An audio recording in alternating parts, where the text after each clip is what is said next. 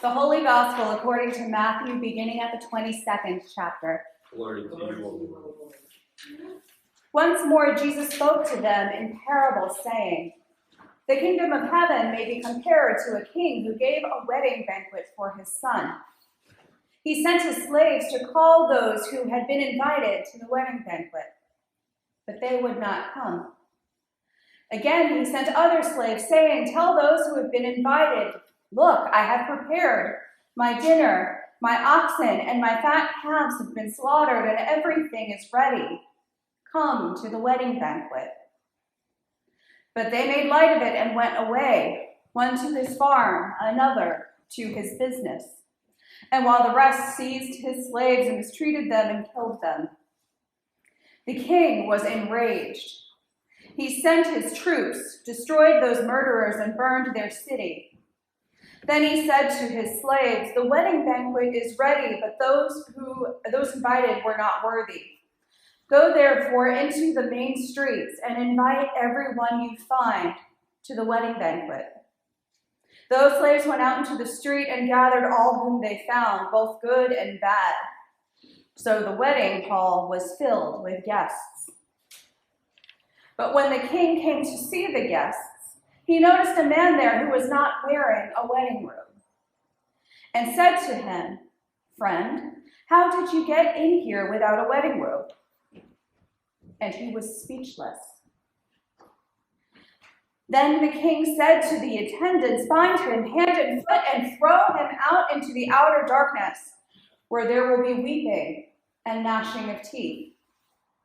For many are called, but few are chosen.'" The Gospel of the Lord.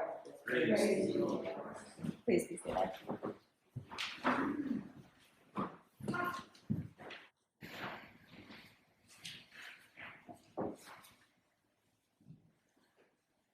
Amy Jill Levin, professor at Vanderbilt Divinity School, said, "The purpose of religion is to comfort the afflicted and to afflict the comforted." If that is the case, this parable that Jesus tells in our gospel this morning is definitely meant to make the hearers uncomfortable, and perhaps to reveal what may not readily be willing to notice. This parable is regularly softened to make it more easy to receive, even going so far as to leave off the last 4 verses, to make it seem like this truly disturbing series of events sounds like they have a more happy ending.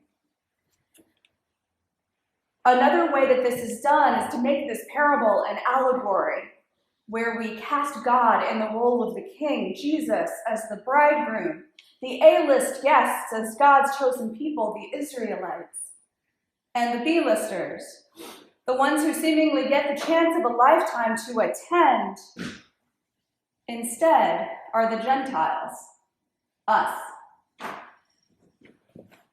It's a convenient deal for us. We get brought into an exclusive party that was never intended for us, where those who turn their noses up at the privilege of attending get what they deserve. We're dining in safety while the world around us goes up in flames. It's a traditional interpretation of this text.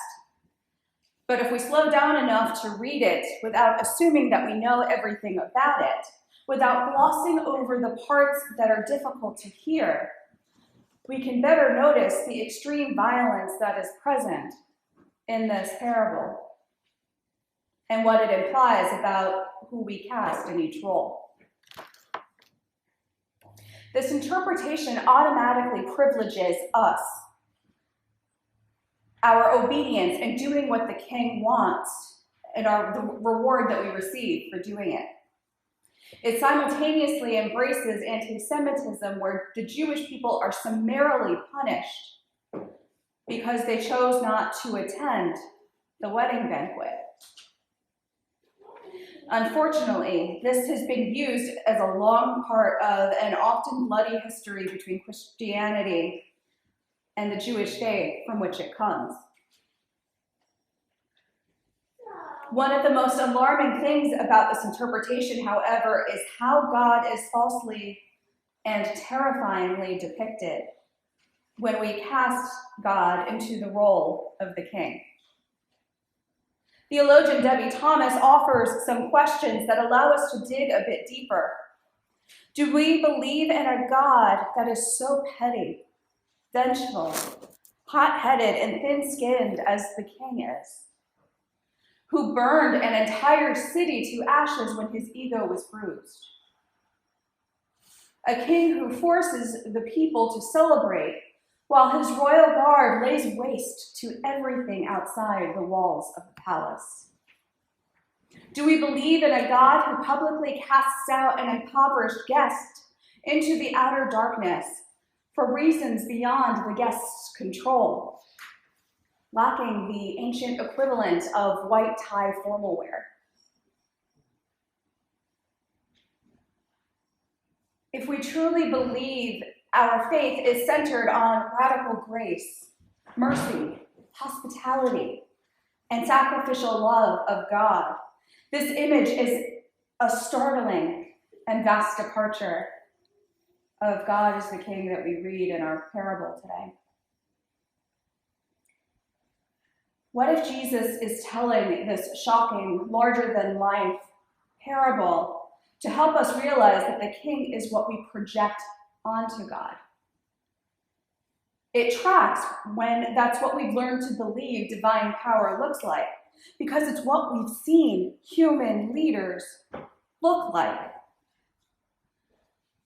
From Pharaoh to King Herod to the conquerors of Rome, throughout our own history, those who used authority in violent and abusive ways as followers celebrated circumstances that were really causes for mourning,